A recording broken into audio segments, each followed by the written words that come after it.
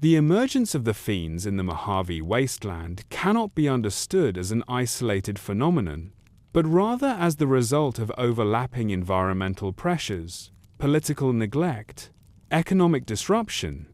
and the unique post-war geography surrounding New Vegas, all of which combine to create conditions where social collapse could harden into a persistent and destructive subculture, because the Mojave, after the Great War, did not recover evenly. And while the Strip and a few trade hubs experienced partial stabilization through the influence of Mr. House and later the new California Republic, vast stretches of land between these centers remained functionally abandoned, leaving behind unsecured ruins, disrupted communities, and a population of displaced individuals with no meaningful access to governance, healthcare, or stable livelihoods. And it is within this fractured landscape that the Fiends took shape not as an organized movement, but as an accumulation of people who had already fallen through every remaining social structure, since the Mojave's arid terrain and limited agricultural potential meant survival was heavily dependent on access to trade routes, protected settlements, or institutional backing, none of which were available to those living on the margins near areas such as Vault 3, the ruins of South Vegas, and the outer approaches to McCarran, where infrastructure existed but oversight did not,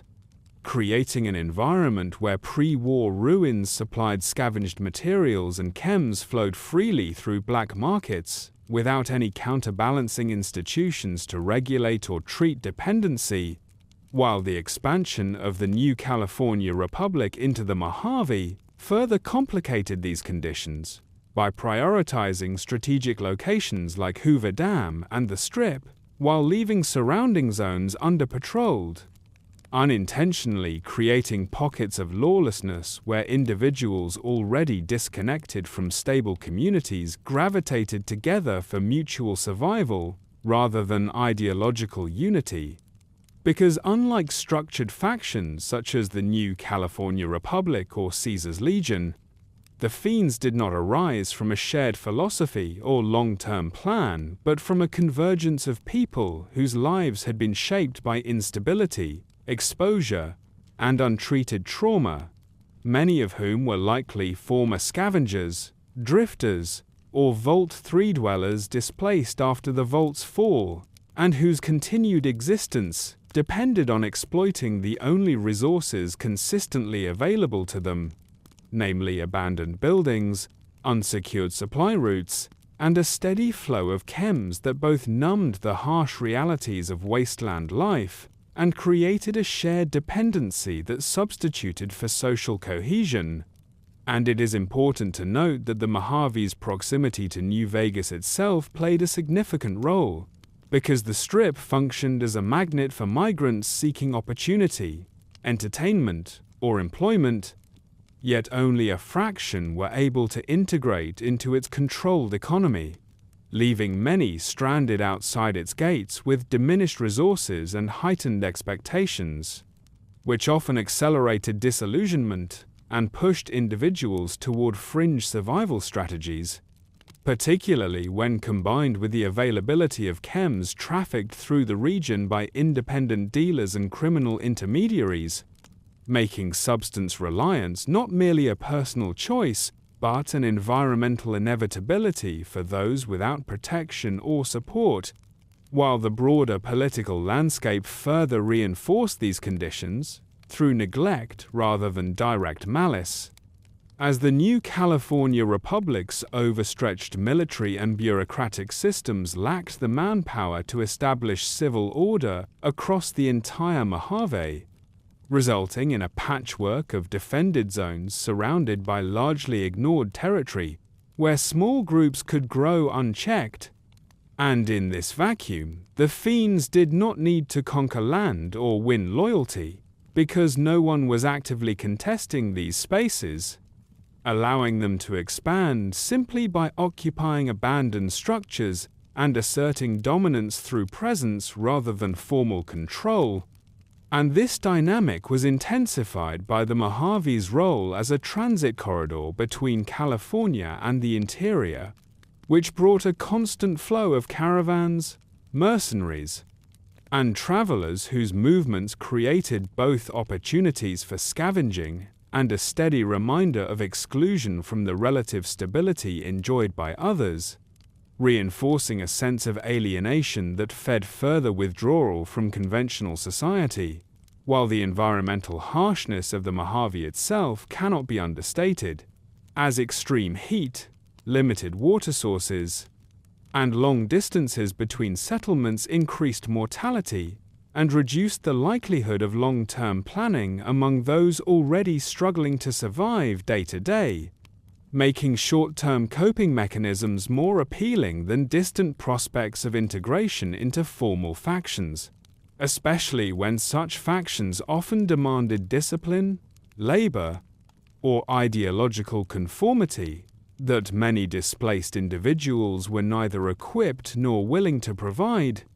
And this combination of environmental stressors and social abandonment created a feedback loop in which isolation bred dependency and dependency reinforced isolation,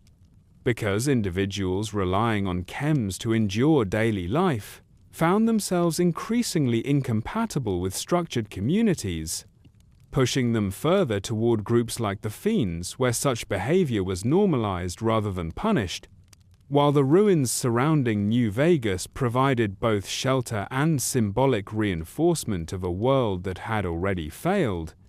as pre-war buildings stood as reminders of a civilization that collapsed despite its promises of stability and progress, undermining faith in any renewed social contract, and making the rejection of conventional norms seem less like rebellion and more like realism. And within this context, the Fiends emerged less as an organized faction and more as a byproduct of cumulative neglect, shaped by the Mojave's geography, the uneven reach of political authority, the economic distortions created by proximity to New Vegas, and the widespread availability of chems without accompanying medical or social infrastructure, illustrating how the wasteland does not merely produce monsters or heroes, but also sustained patterns of human deterioration when systemic failures are allowed to persist, unaddressed. And by the time the Fiends became visible as a recognizable group to outsiders, they were already the end result of years of unresolved pressures rather than a sudden outbreak of disorder, making their existence a mirror held up to the Mojave itself, reflecting the cost of prioritizing strategic victories and economic hubs over the slow, difficult work of rebuilding social stability in the spaces between. The origins of the Fiends as a recognizable presence in the Mojave Wasteland lie not in the creation of a faction with leadership, symbols, or shared doctrine, but in the gradual convergence of disconnected individuals whose lives had already been shaped by instability long before they ever occupied the same physical spaces, because in the decades following the Great War, the Mojave became a corridor rather than a destination, drawing travelers, refugees, former vault dwellers, and displaced settlers who arrived with the expectation of opportunity near New Vegas, but instead encountered rigid barriers to entry, limited employment,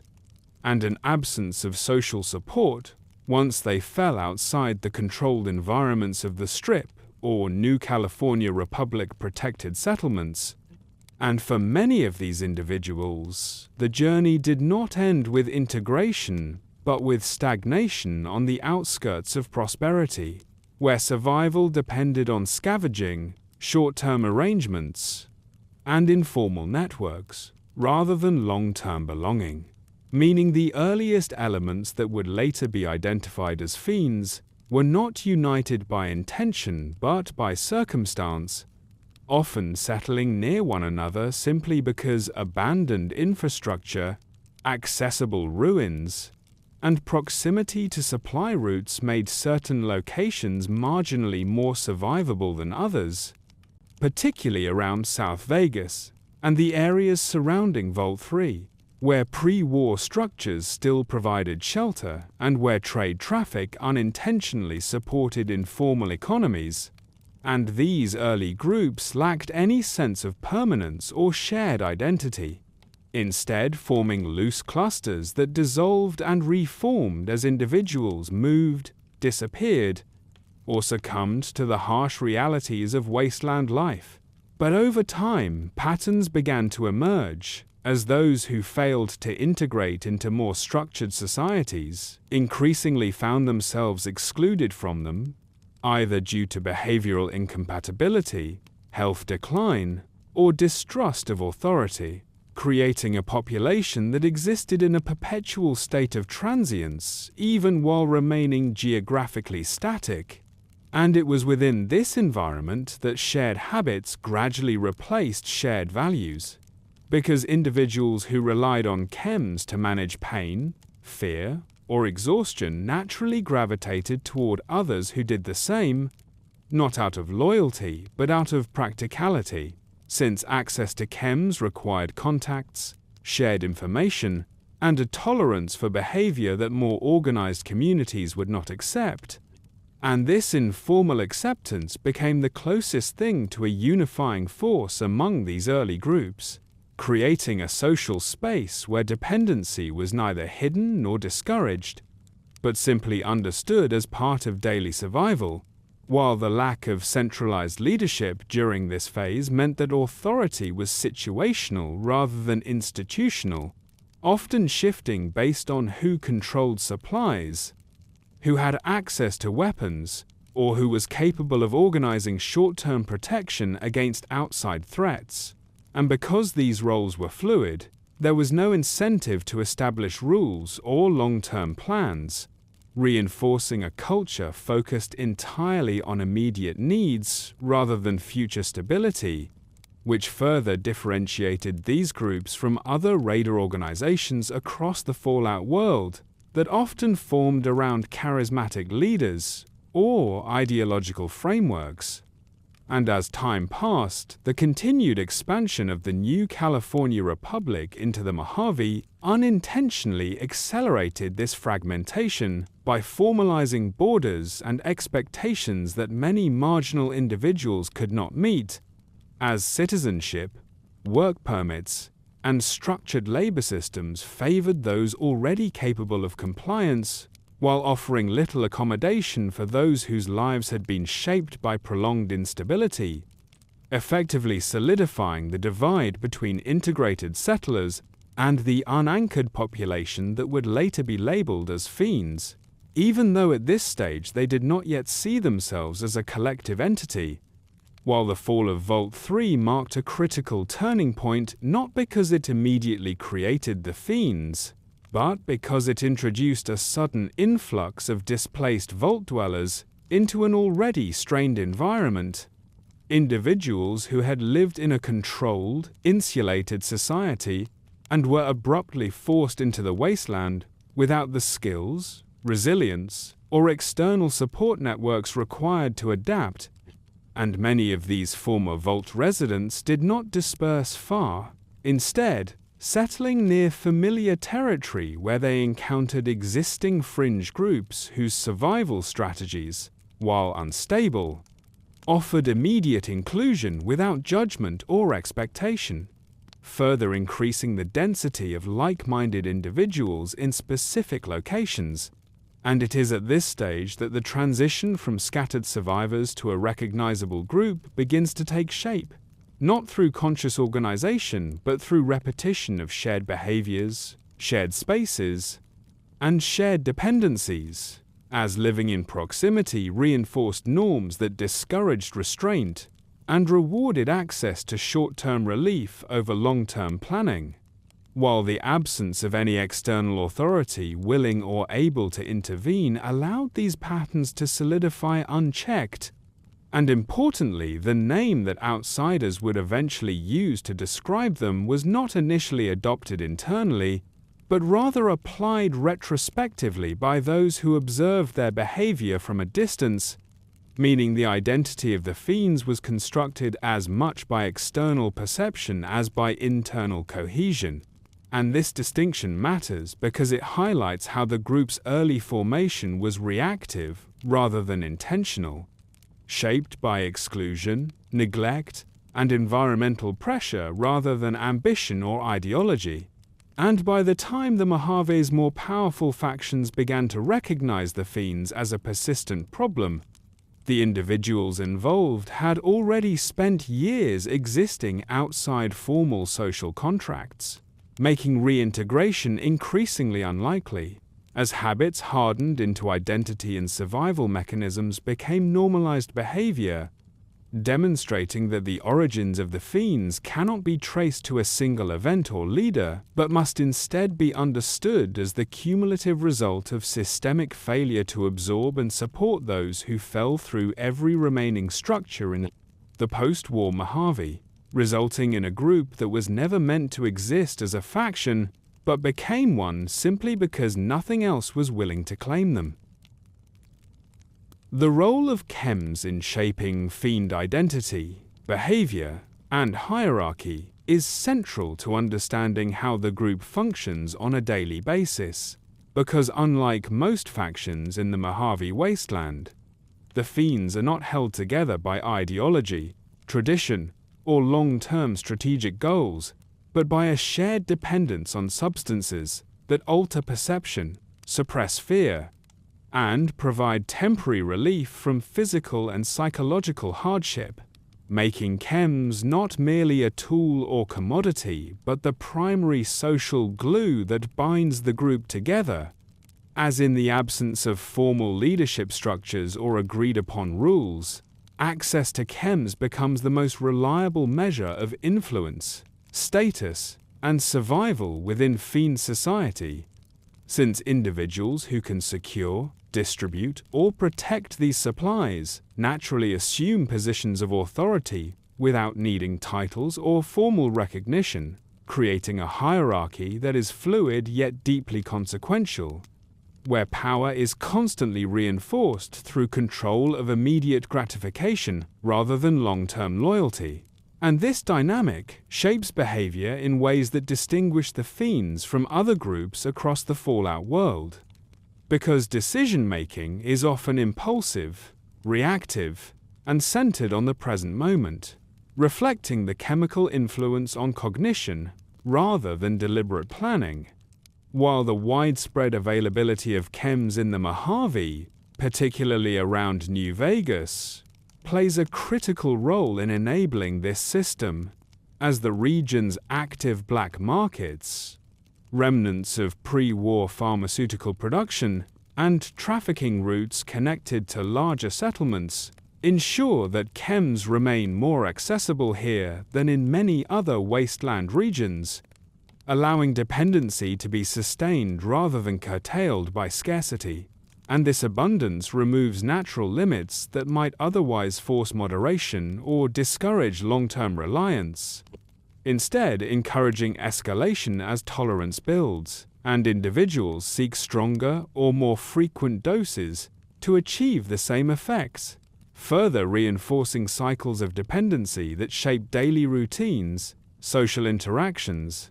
and even conflict resolution within the group, because chems influence not only physical sensation, but emotional response, often reducing empathy, increasing impulsivity, and narrowing focus to immediate needs, which, in turn, makes cooperative behavior difficult to sustain beyond short-term arrangements, reinforcing the absence of stable alliances and ensuring that authority remains tied to supply rather than trust, while at the same time creating an environment where shared dependency fosters a sense of belonging that many members lacked elsewhere, as participation in this chemically mediated culture provides acceptance without judgment, replacing conventional social bonds with a collective experience of altered consciousness that becomes normalized through repetition. And over time, this normalization reshapes identity itself. As individuals cease to see chem use as a coping mechanism and instead treat it as an expected component of daily life, blurring the line between personal choice and social obligation, because refusal or inability to participate can result in marginalization even within an already marginalized group. Subtly enforcing conformity without explicit enforcement. And this system also affects how the Fiends engage with outsiders, since interactions are often filtered through heightened aggression or diminished caution, making encounters unpredictable and reinforcing the group's reputation as unstable, which in turn justifies harsher responses from external factions and further isolates the Fiends from opportunities for intervention or support, creating a self-perpetuating cycle where chemical reliance both causes and results from social exclusion, while internally the absence of long-term memory formation and emotional regulation associated with prolonged chem exposure undermines the development of shared history or collective narrative, preventing the emergence of traditions or values that might otherwise stabilize the group, meaning that even as the Fiends persist over time, they do so without evolving into a coherent culture in the traditional sense, instead remaining locked in a continuous present defined by acquisition, consumption, and recovery. And this has direct implications for hierarchy, because leadership is inherently unstable, vulnerable to disruption whenever supply lines shift or individuals lose their ability to provide access, leading to frequent internal conflict that never fully resolves, but also never escalates into structured power struggles, as the lack of future-oriented thinking discourages attempts at lasting consolidation. And yet, despite this instability, the system endures precisely because it aligns with the altered priorities of its members, offering predictability in the form of routine, rather than security in the form of protection.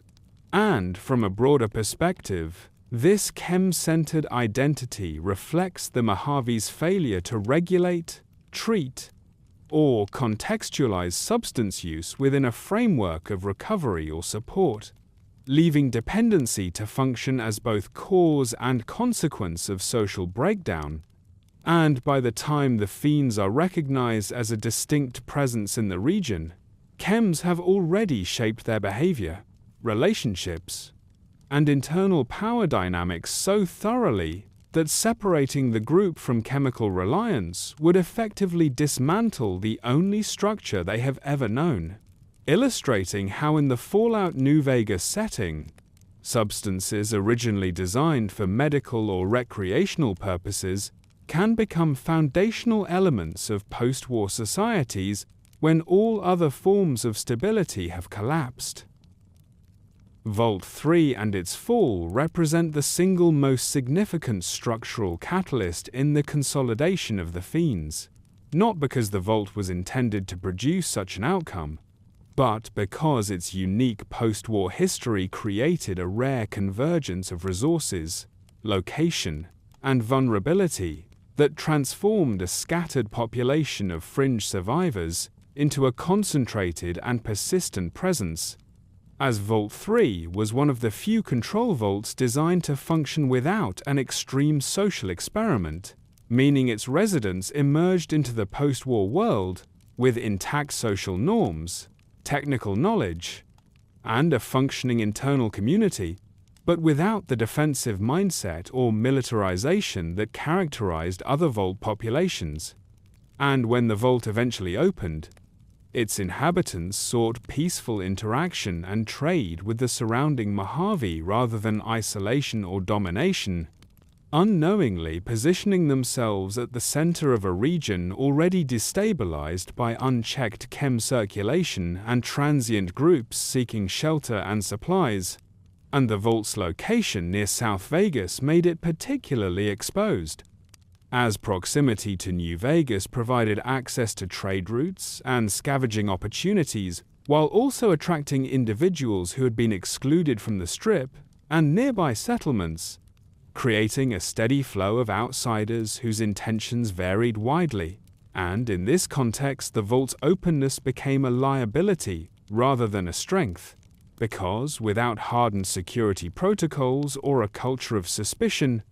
the residents were unprepared for sustained external pressure, especially from groups whose social norms had already diverged sharply from their own. And over time, this imbalance culminated in the vault's collapse, an event that did not occur as a sudden assault, but as a gradual erosion of control as outside influences, particularly chem-dependent groups, infiltrated the vault's social and physical spaces, exploiting trust, access, and internal divisions. And when the vault ultimately fell, the consequences extended far beyond the loss of a single community, because Vault 3 represented one of the last intact, resource-rich environments in the region, complete with reliable shelter, power systems, water purification, medical supplies, and stored equipment, all of which were immediately repurposed by those who took control, providing a stable physical base that had previously been lacking among the loosely connected groups that would become the Fiends. And this sudden access to secure infrastructure fundamentally altered their capacity to persist, because for the first time they were no longer entirely dependent on transient shelters or exposed ruins, allowing them to remain in one location long enough for patterns of behavior, authority, and territorial control to solidify. Even in the absence of formal governance, while the vault's enclosed design also played a role in shaping the group's consolidation, as its corridors and controlled access points naturally limited outside interference, reducing the likelihood of immediate retaliation from external factions, and enabling those inside to establish dominance over the surrounding area through proximity rather than expansion. And this spatial advantage allowed the Fiends to transition from a mobile population to a localized one, which in turn made them more visible and more threatening to nearby settlements and new California Republic patrols, reinforcing their identity as a distinct group rather than a diffuse problem. And importantly, the fall of Vault 3 also introduced a psychological dimension to this consolidation, as the occupation of a vault, a symbol of pre-war security and survival, reinforced a sense of separation from the rest of the wasteland, providing not only physical shelter, but a narrative of entitlement to resources that others lacked,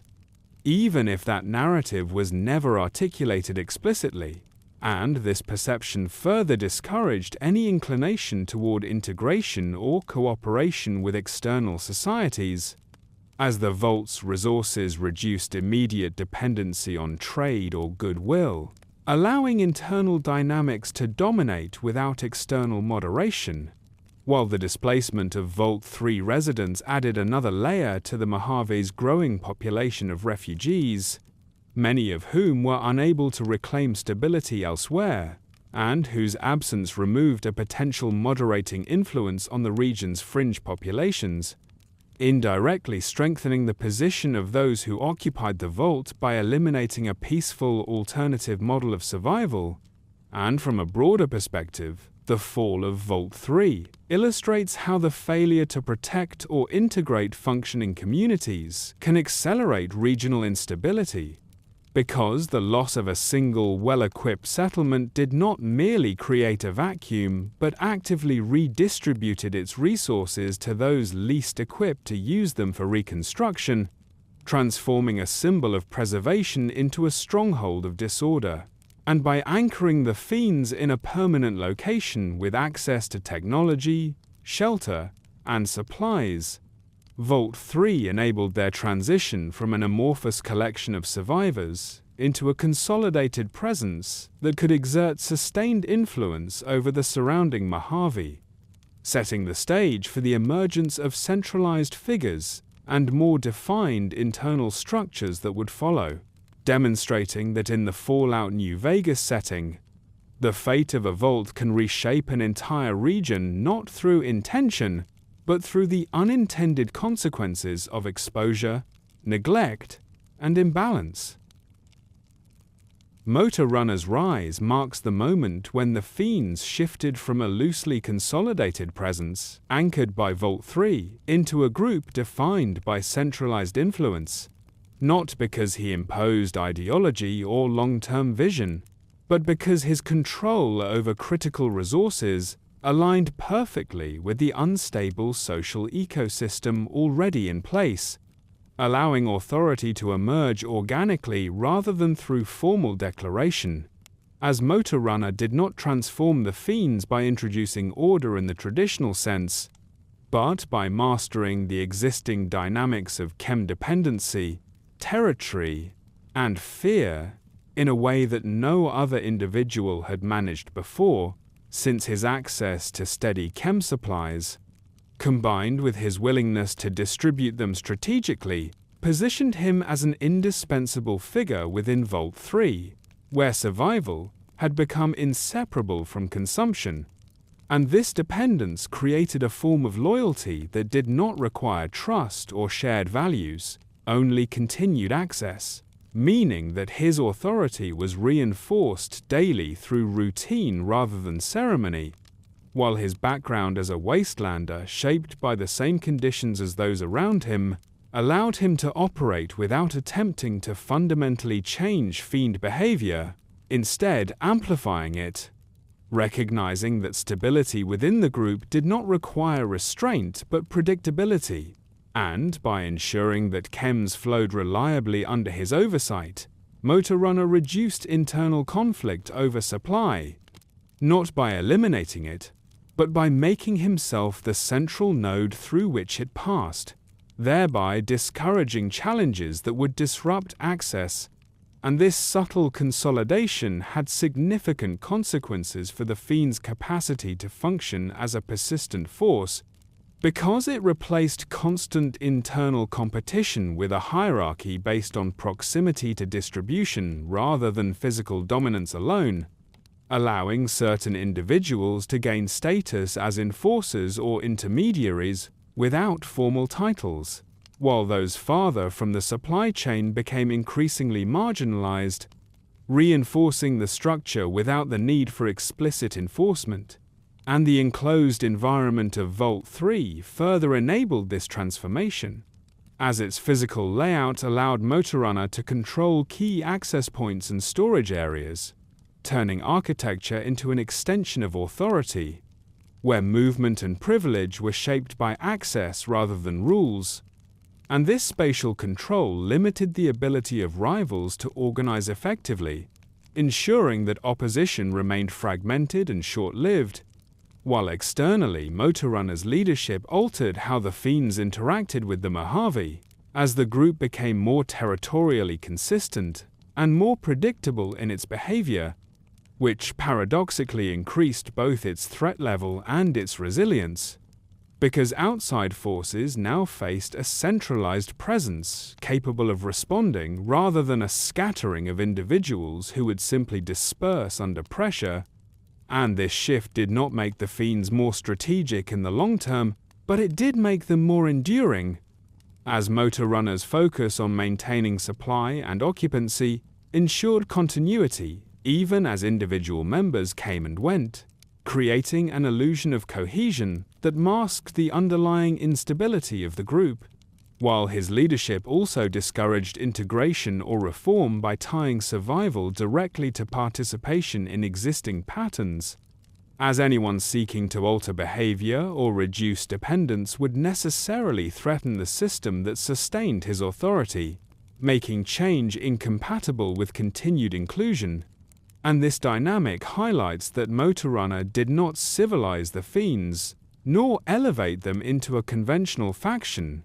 but rather refined their existing chaos into a functional equilibrium, where disorder was managed rather than resolved, allowing the group to persist in a form that was neither entirely unstructured nor meaningfully organized. And from a broader perspective, His rise illustrates how leadership in the wasteland often emerges not from vision or strength alone, but from the ability to control whatever resource a given population values most. And in the case of the Fiends, that resource was not land, ideology, or security, but temporary relief from a hostile world, making Motorrunner less a ruler in the traditional sense and more a facilitator of dependency, whose influence reshaped the group without ever attempting to redefine it, ensuring that the Fiends remained exactly what the Mojave had already made them, only more concentrated, more visible, and harder to dislodge. The internal structure of the Fiends exists as a paradoxical system in which authority is both ever-present and constantly unstable, maintained not through formal governance, written rules, or recognized ranks, but through an unspoken network of influence shaped by access, proximity, and immediate utility. Because within Vault 3 and the surrounding areas there is no codified chain of command that members consciously follow,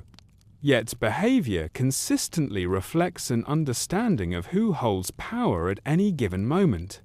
And this understanding emerges from daily routines rather than institutional enforcement,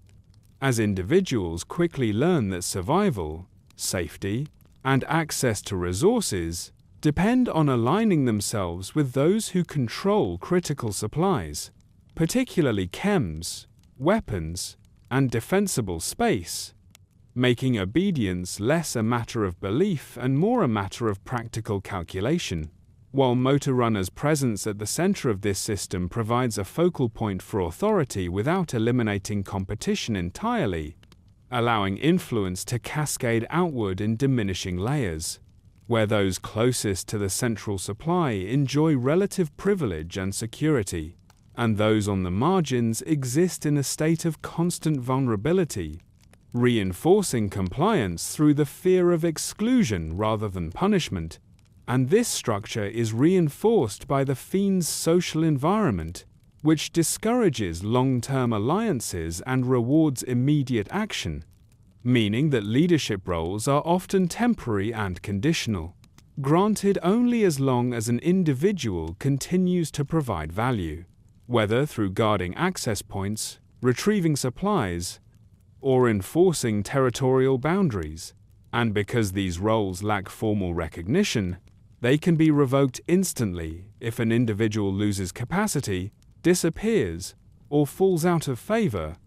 preventing the accumulation of power that might otherwise challenge centralized control. While conflict within the group is managed not through mediation or discipline, but through attrition,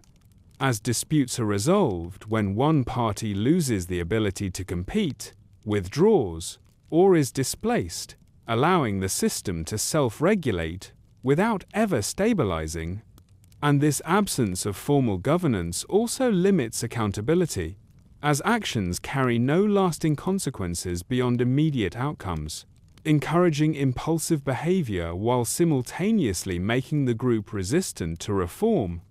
since there is no mechanism through which change can be proposed, debated, or implemented. And yet, despite this apparent disorder, the Fiends maintain a surprising degree of functional coordination, particularly in defense of Vault 3 and its immediate territory, because shared dependency creates aligned incentives, ensuring that most members act in ways that preserve access to the group's central resources, even if they do not consciously acknowledge this alignment. And the physical environment of the vault further shapes this structure, as confined spaces naturally create zones of control, with certain corridors, rooms, and entrances becoming associated with particular individuals or subgroups, allowing authority to be exercised spatially rather than symbolically, where movement itself signals status. And this spatial hierarchy substitutes for formal rank, as those permitted to remain near storage areas or central chambers implicitly hold greater influence, while those relegated to outer areas are exposed to greater risk and less access, reinforcing compliance through environmental design rather than explicit rulemaking. And importantly, this system persists because it matches the altered priorities of its members, who are conditioned to value predictability of access over abstract concepts like fairness or representation, making informal authority more effective than formal governance ever could be in such a context. And from an external perspective, this lack of structure makes the Fiends appear chaotic and irrational. But internally, it creates a stable enough pattern to sustain the group over time,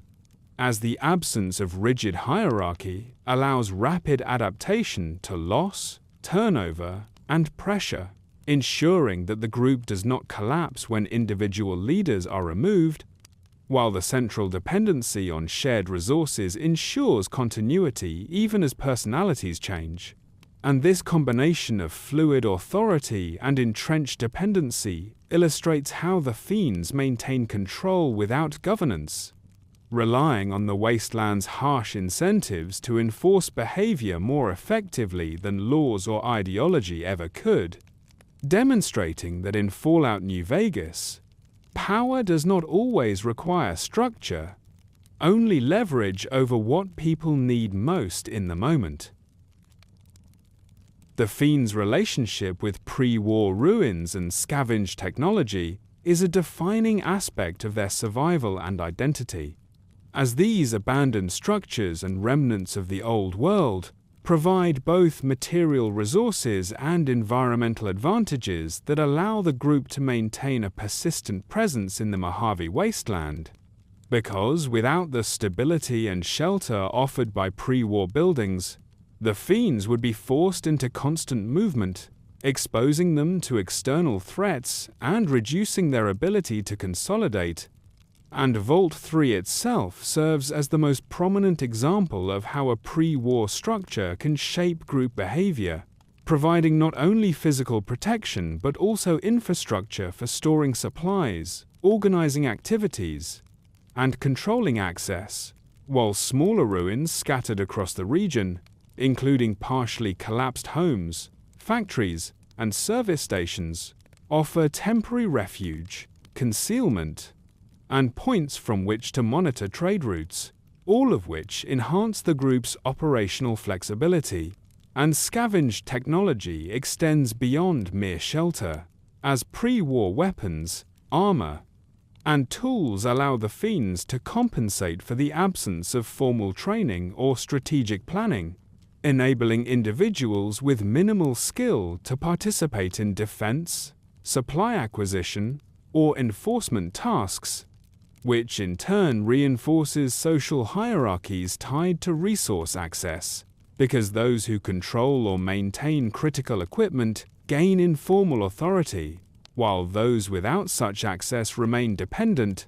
And this integration of technology into daily life also shapes behavior, encouraging experimentation, improvisation, and adaptation,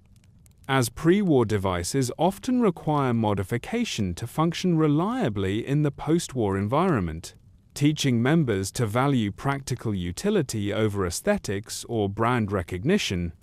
And this practical orientation reinforces a culture of opportunism, where value is determined by immediate applicability rather than historical significance,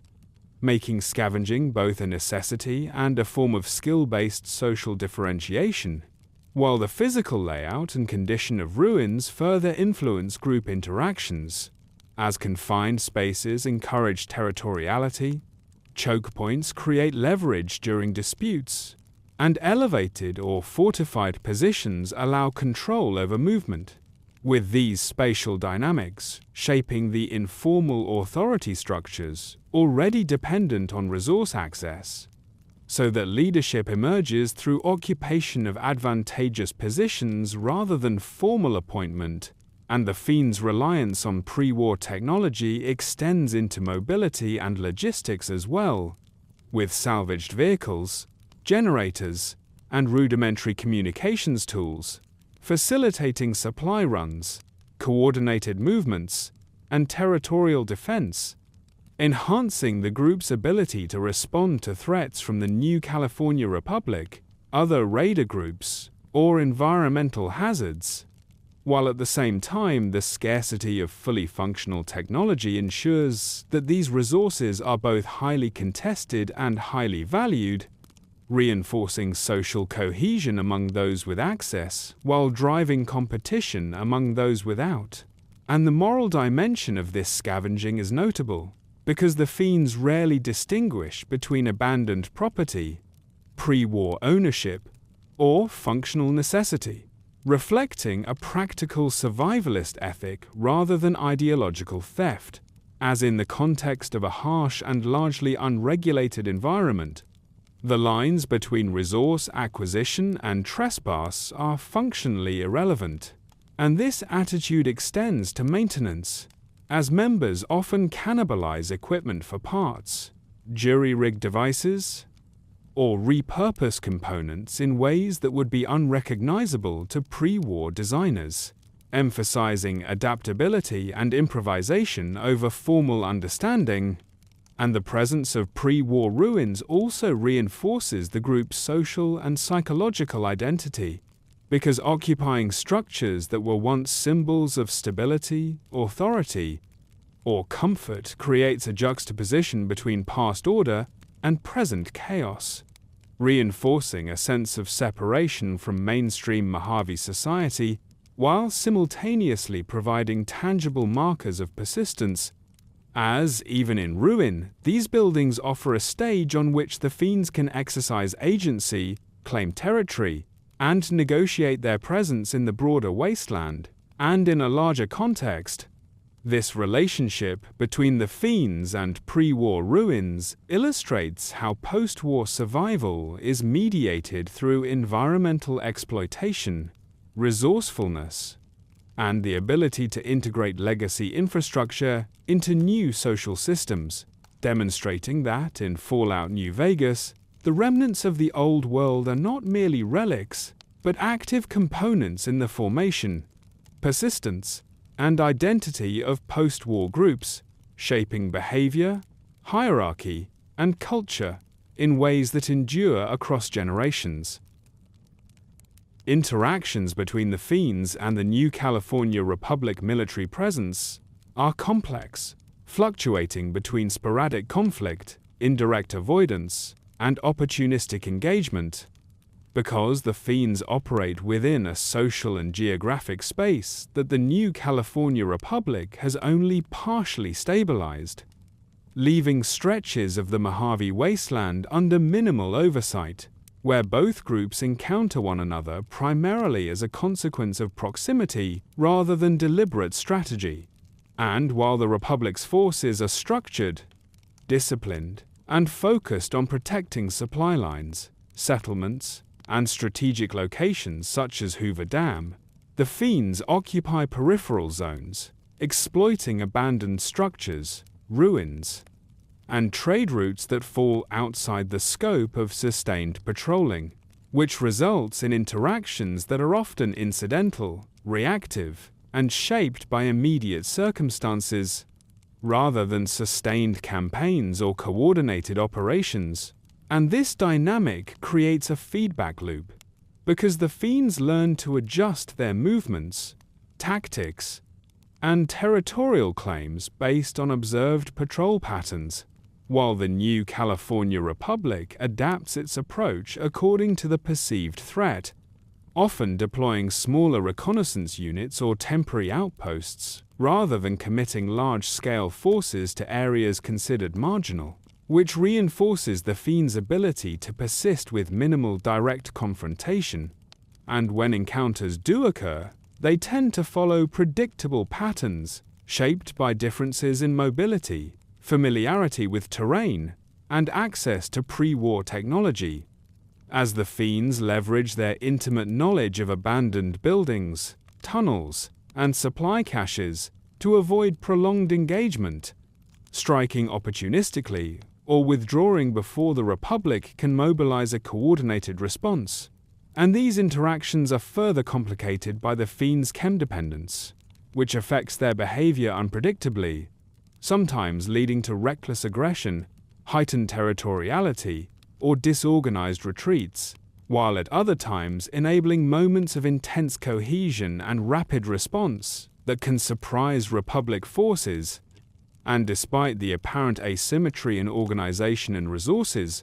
the new California Republic rarely eliminates the Fiends entirely, because doing so would require sustained occupation,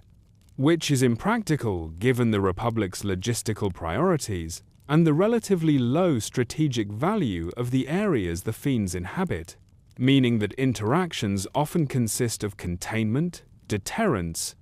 or the protection of nearby settlements rather than eradication, and these encounters have consequences beyond immediate skirmishes, as they influence Fiend settlement patterns, internal hierarchy,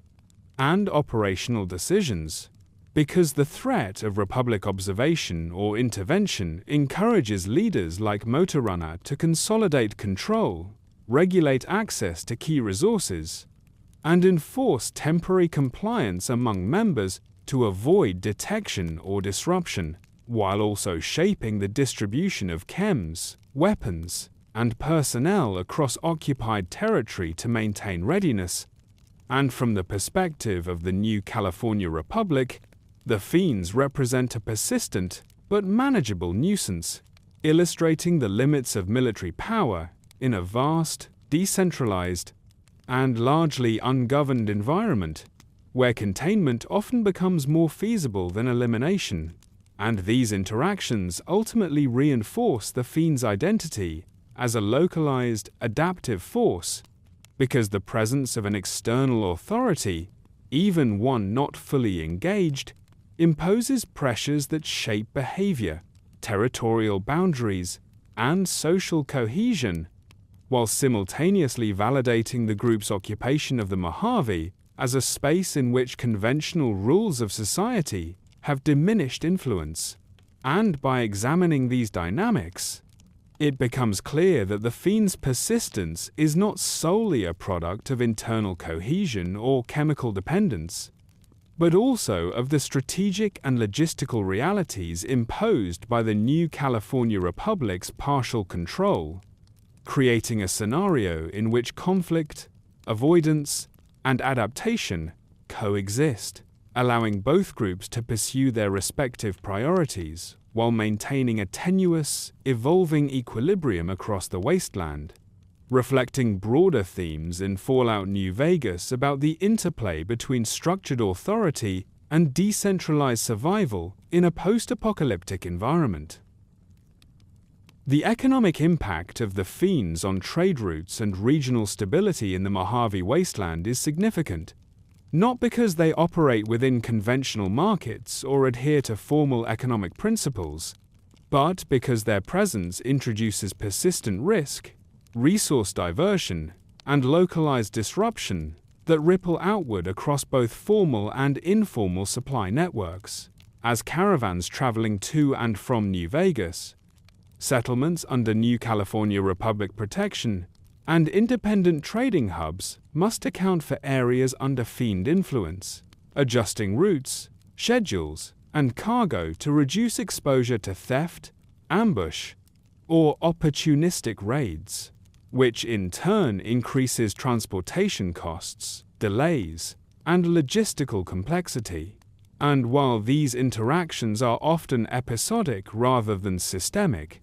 their cumulative effect shapes economic behavior across the region, as traders, caravan leaders, and mercenary escorts develop strategies to mitigate risk, including hiring armed protection, carrying fewer high-value goods, or avoiding known Fiend-occupied territories altogether, which affects profitability, pricing, and the availability of goods to peripheral settlements. And the Fiend's methods of resource acquisition, relying primarily on scavenging, opportunistic seizure, and repurposing of abandoned pre-war infrastructure, create an informal economy in which chems, weapons, and salvageable materials circulate primarily within their own network, reinforcing dependency and internal cohesion, while reducing the volume of goods flowing through established trade channels. And this localized appropriation can indirectly affect regional stability, as shortages, delays, or unpredictable disruptions undermine confidence in supply chains, weaken external enforcement of order, and increase the cost of maintaining control over contested zones, while simultaneously creating opportunities for black market intermediaries who exploit both the Fiends' needs and the hesitations of legitimate traders, establishing a shadow economy that thrives in parallel with formal commerce.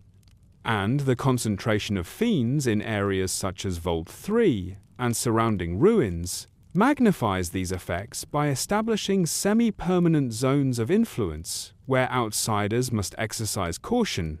with this territorial consistency allowing the Fiends to predict and intercept valuable resources, further reinforcing their informal economic power. And their impact is also psychological,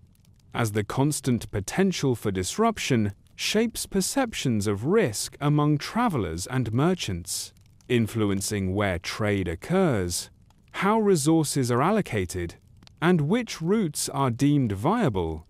which reinforces the Fiend's presence without requiring direct confrontation, as the threat of interference alone is often sufficient to alter behavior. And, over time, this dynamic contributes to a regional equilibrium in which the Fiends maintain access to essential goods and chems, while imposing indirect costs on more structured economic systems, a relationship that is reinforced by their adaptability, knowledge of pre-war ruins, and fluid internal hierarchy, which allows them to respond quickly to shifts in external pressure or trading patterns,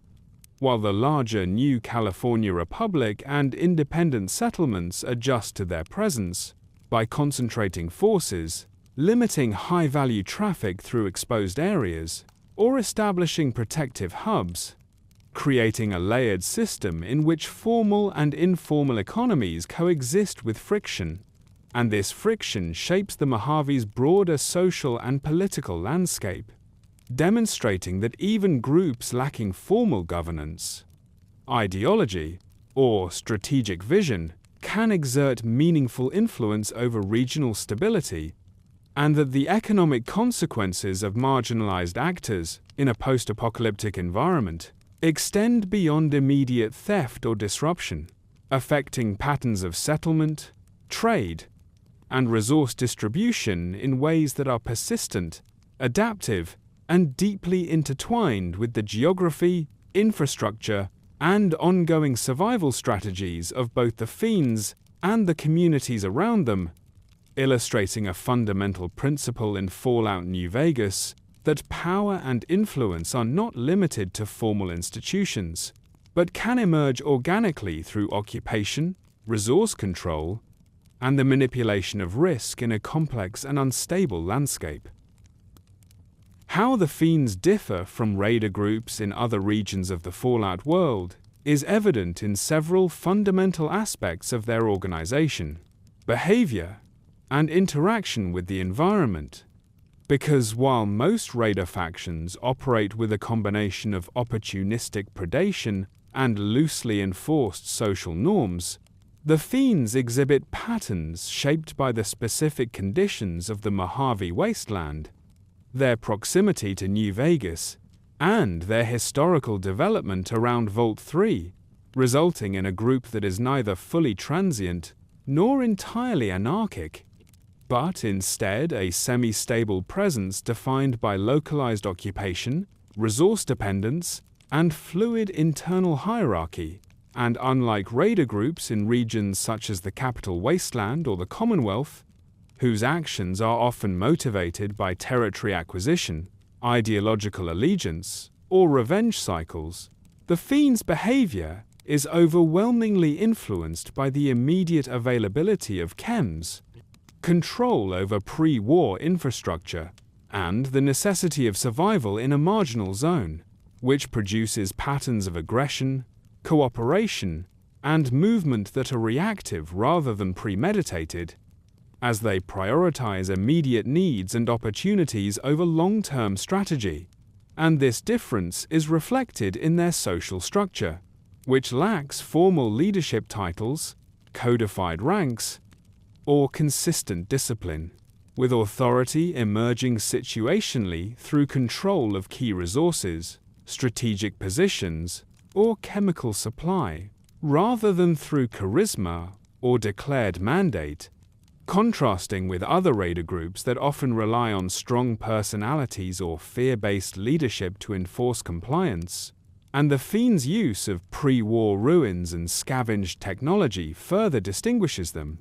as they occupy and repurpose spaces abandoned by the war rather than constructing makeshift camps or mobile settlements, creating semi-permanent zones of operation that allow them to maintain continuity and presence in ways that transient raider groups cannot, while also shaping their interactions with outsiders, including traders, travelers, and new California Republic patrols, by enabling ambush, observation, and defensive advantage. And unlike other raider groups that may disperse under sustained pressure, the Fiends have demonstrated resilience due to their integration of chemical dependence, familiarity with terrain, and consolidated occupation of strategic sites, which allows them to persist even when confronted by better armed or better organized forces. And the psychological effects of this environment also differentiate them, because members conditioned by prolonged chem exposure and continuous survival challenges develop behavioral patterns such as impulsivity, heightened territoriality, and reliance on short-term alliances that reinforce both internal cohesion and operational unpredictability, creating a social ecosystem that is internally adaptive and externally challenging. And while many raider groups emphasize raiding as a primary objective or ritualized activity, for the Fiends, raiding is frequently incidental to sustaining life, acquiring chems, and controlling immediate territory, illustrating a utilitarian rather than ceremonial or ideological approach. And this distinction has implications for how external observers, including faction leaders, mercenaries, and historians, understand and respond to them, because the Fiends' persistence cannot be explained solely through aggression or strength, but must be interpreted as the product of environmental adaptation, social dependency, and opportunistic resource management, which contrasts sharply with raider groups whose visibility and threat levels are more directly tied to offensive action, allegiance, or reputation. And in a larger sense, the Fiends' uniqueness reflects the interaction between location, resource, distribution, and human behavior under extreme conditions, demonstrating that post-war survival is not a uniform process, and that marginal groups evolve in ways shaped by local pressures, available infrastructure, and adaptive strategies, making the Fiends a distinct phenomenon within the wider Fallout New Vegas landscape, where geography, history, and dependency create patterns of existence that diverge from conventional expectations of what a raider faction is or how it operates. The psychological consequences of prolonged chem exposure within Fiend culture are profound, shaping not only individual behavior but also social dynamics, decision-making, and the persistence of the group itself, because the chemicals most commonly used, including psycho, jet, and other stimulants, alter cognition, perception, and emotional regulation in ways that reinforce short-term survival strategies while diminishing the capacity for long-term planning, impulse control, and reflective thought.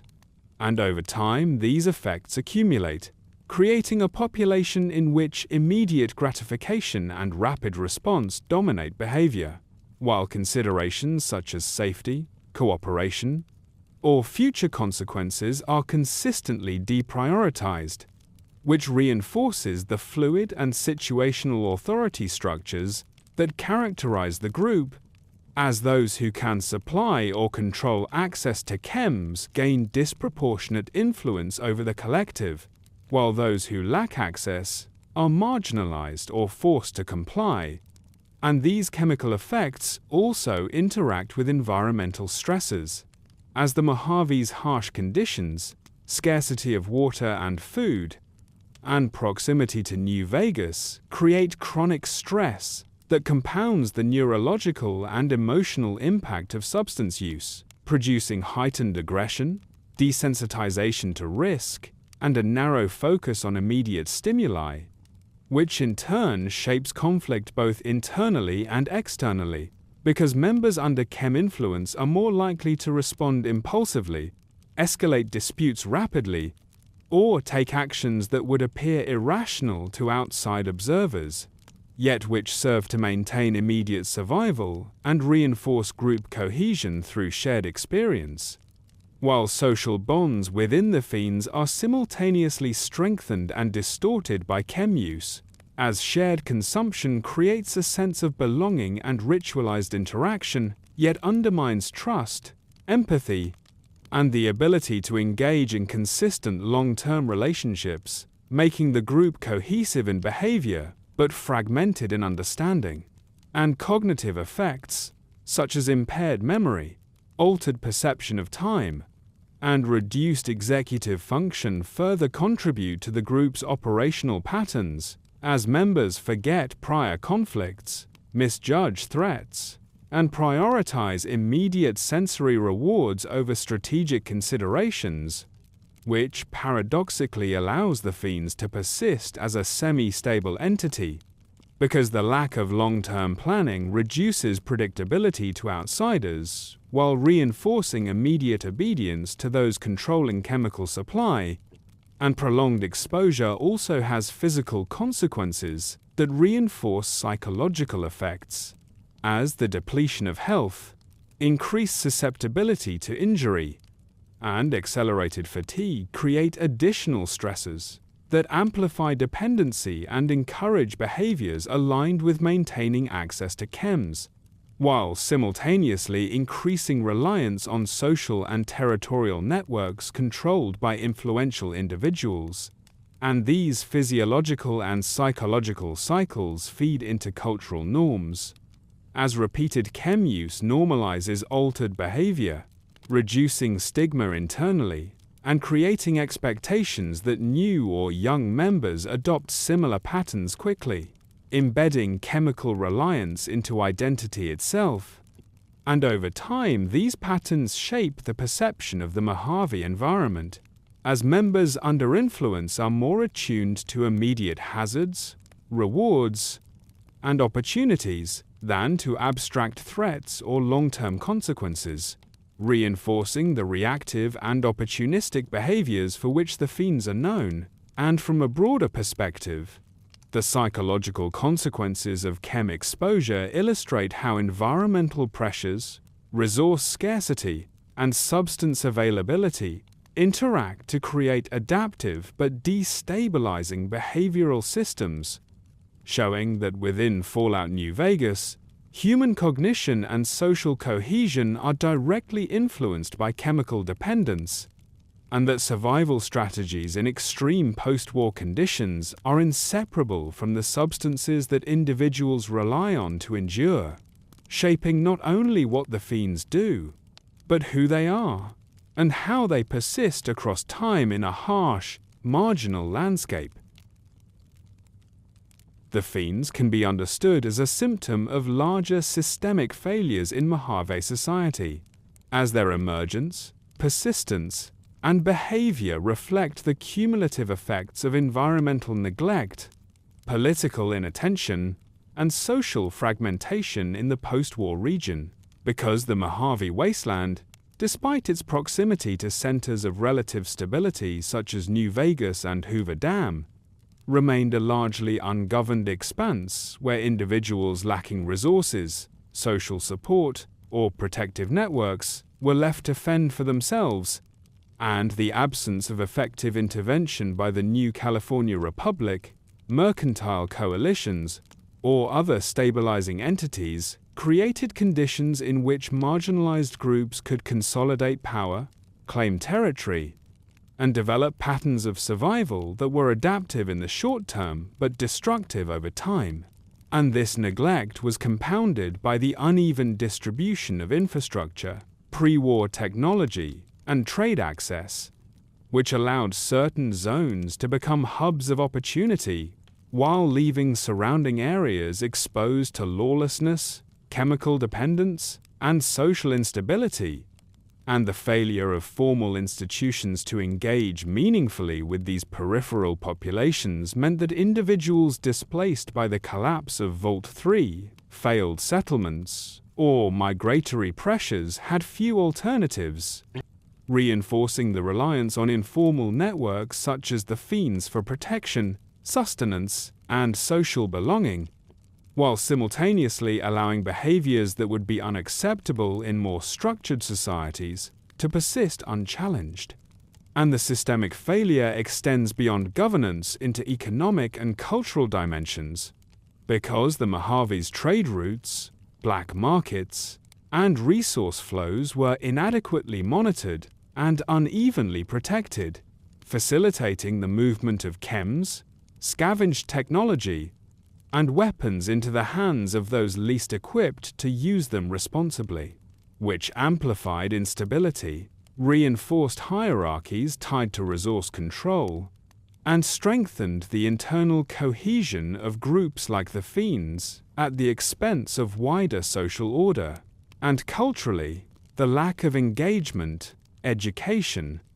and social programming meant that individuals without prior survival experience were thrust into environments that required improvisation, adaptation, and opportunism as their only viable strategies, embedding patterns of behavior that became normalized within the group, including reliance on chems, informal leadership structures, and opportunistic territorial assertion, while the absence of intervention also illustrates the limitations of a system designed to protect centralized populations but ill-equipped to manage marginal zones, creating pockets of unmonitored activity that function with their own emergent norms, priorities, and social rules. And this combination of neglect and environmental pressure produces feedback loops, because as the Fiends consolidate territory, access to resources, and influence, their presence further discourages formal governance, trade, and settlement in affected zones, reinforcing marginalization and highlighting the ways in which systemic failure propagates itself over time, while the Fiends themselves are neither inherently innovative nor uniquely aggressive, but rather embody the adaptive response of humans to sustained absence of structure, support, and oversight, providing insight into what occurs when societal systems fail to extend protection, oversight, or opportunity to all residents, and, from a broader perspective, their persistence serves as a living testament to the consequences of uneven recovery in the Mojave,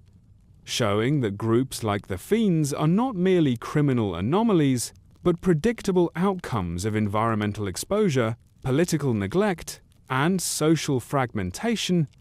reflecting how systemic failures can generate enduring pockets of disorder in post-apocalyptic societies, and illustrating that within the Fallout New Vegas setting, the survival, behavior,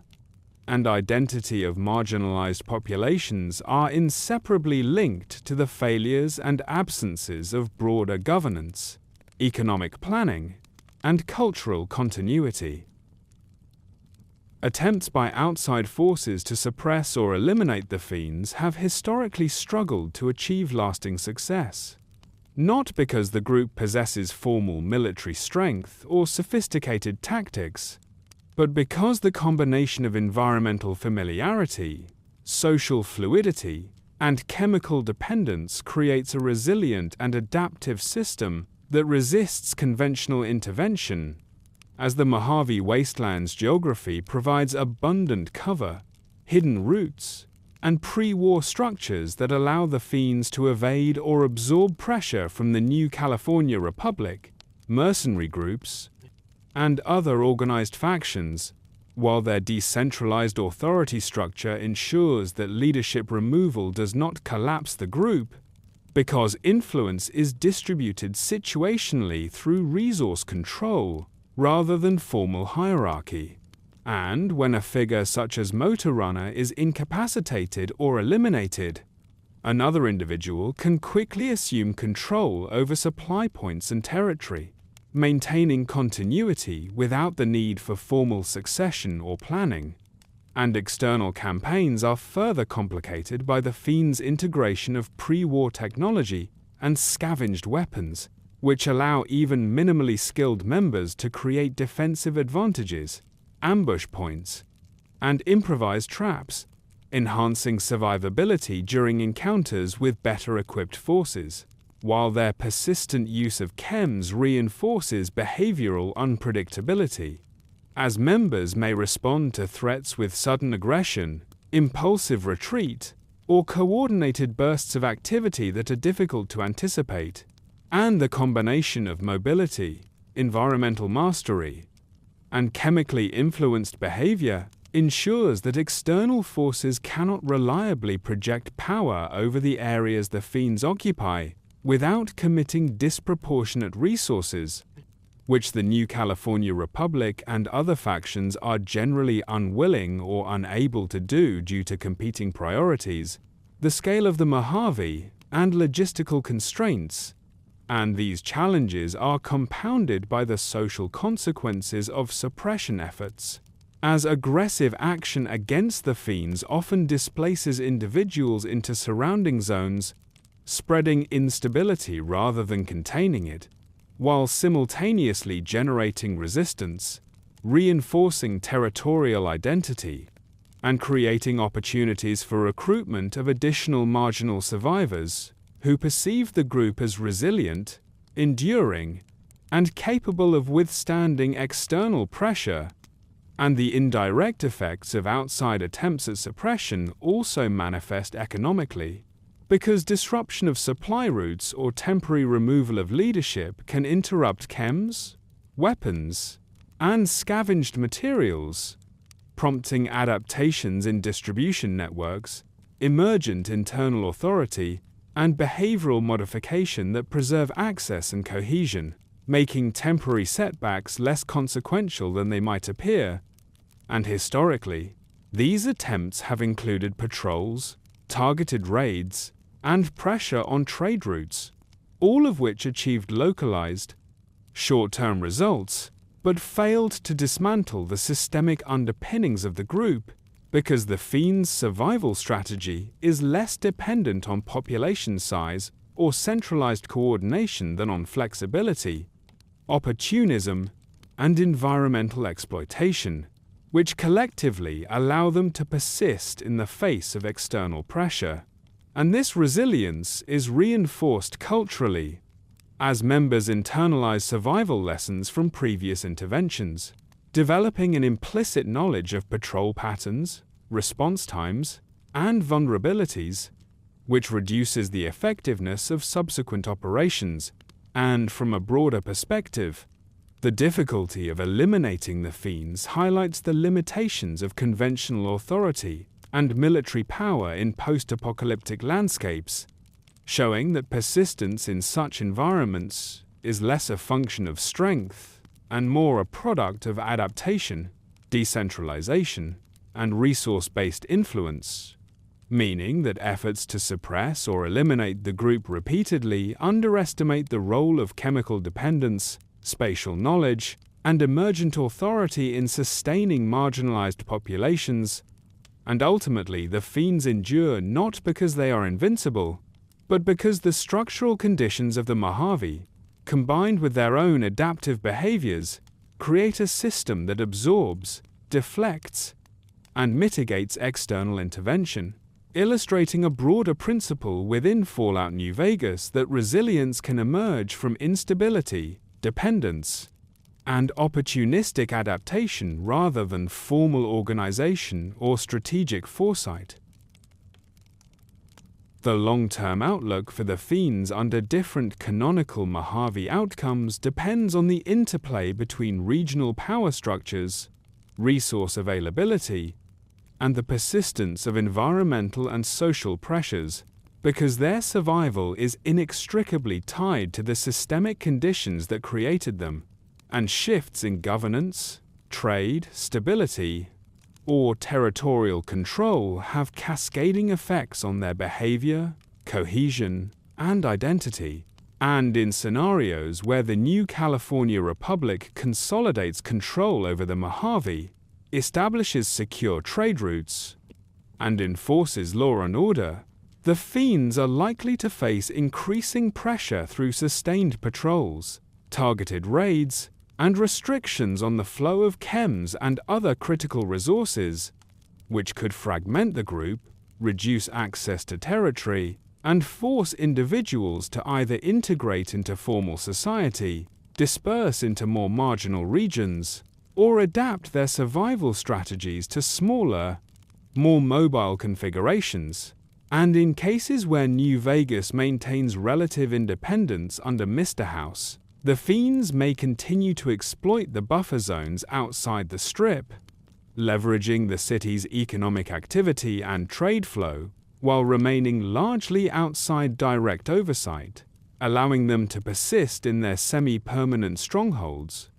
And the maintenance of Vault 3 as a central location further facilitates continuity because it provides shelter, supply, storage, and defensible infrastructure,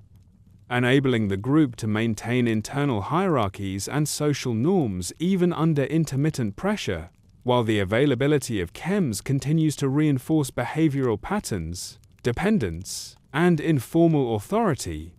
And in outcomes where chaos dominates the Mojave due to widespread conflict, factional collapse, or the breakdown of trade networks, the Fiends could expand opportunistically, occupying additional ruins, scavenging resources, and establishing control over key routes. Though such expansion may increase exposure to conflict, environmental hazards, and internal instability, as population growth and resource strain challenge the existing fluid authority structures. And the long-term viability of the group is also influenced by generational turnover, because new members entering the population are socialized into existing patterns of chem use, opportunistic behavior, and territoriality, perpetuating a culture shaped more by immediate survival than strategic planning, which maintains the Fiends' distinct identity even as individuals change over time. And while external intervention or environmental shifts may alter specific behaviors, the underlying drivers of their persistence, marginalization, dependency, and adaptation to a harsh environment remain consistent, meaning that the group can endure through cycles of pressure, loss, and adaptation, albeit in altered forms. And from a broader perspective, the long-term outlook illustrates how the Fiends exemplify the resilience of decentralized, chemically dependent populations in the Mojave, showing that post-apocalyptic groups may persist not by conquering or organizing, but by exploiting gaps in governance, leveraging environmental knowledge,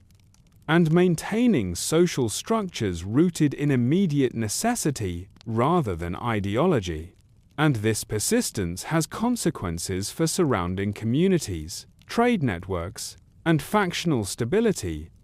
because the Fiends' adaptability ensures that any changes in the region's political or economic landscape are mediated by their presence, reinforcing both the challenges of complete eradication and the enduring influence of a group whose survival is shaped as much by context as by internal cohesion, demonstrating that in Fallout New Vegas, the long-term trajectory of marginalized populations is contingent on external conditions as much as on internal organization, and that groups like the Fiends persist through flexibility, opportunism, and the exploitation of systemic weaknesses, rather than conventional strength or strategy.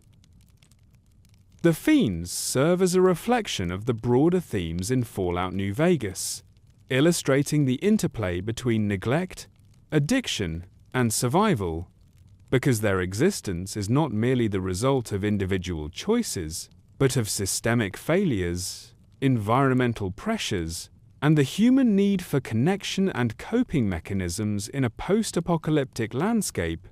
And in this sense, they embody the consequences of a society that prioritizes centralized hubs like New Vegas and Hoover Dam, while leaving vast stretches of the Mojave under-regulated, under-protected, and underserved, which creates fertile ground for chemical dependency, opportunistic behavior, and emergent social structures that function outside conventional morality or governance.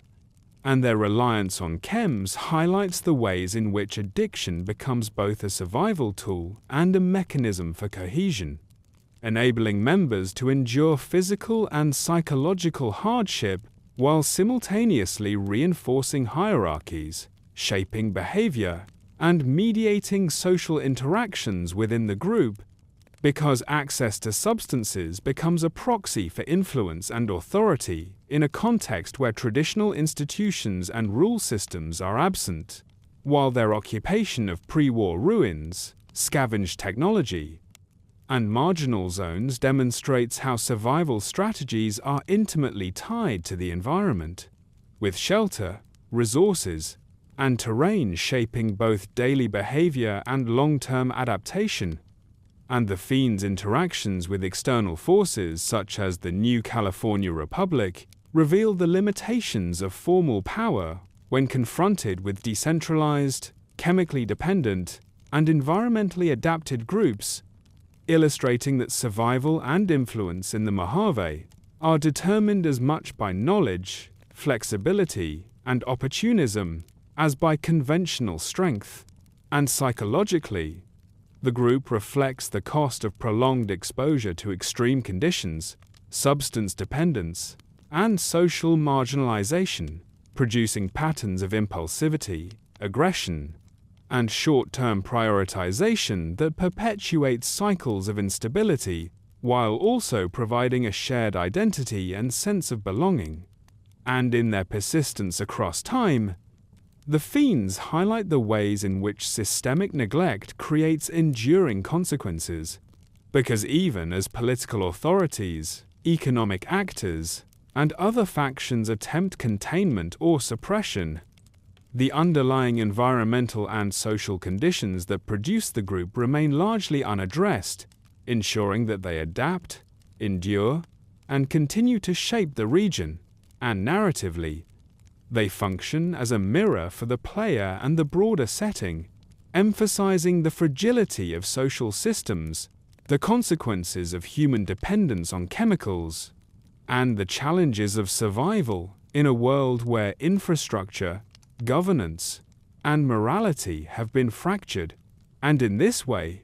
the Fiends exemplify Fallout New Vegas's exploration of the human capacity to adapt,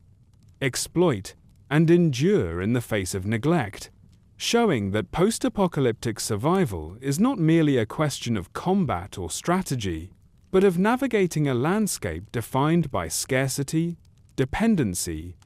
and the enduring effects of societal collapse, while their continued presence reinforces the game's thematic meditation on the intersection of choice, consequence, and circumstance, illustrating how the Mojave's environment, politics, and social failures shape both individuals and groups in ways that are persistent, adaptive, and inescapably intertwined with the post-war reality, ultimately serving as a lens through which to understand the complex interplay between addiction, marginalization, and survival in a fractured world.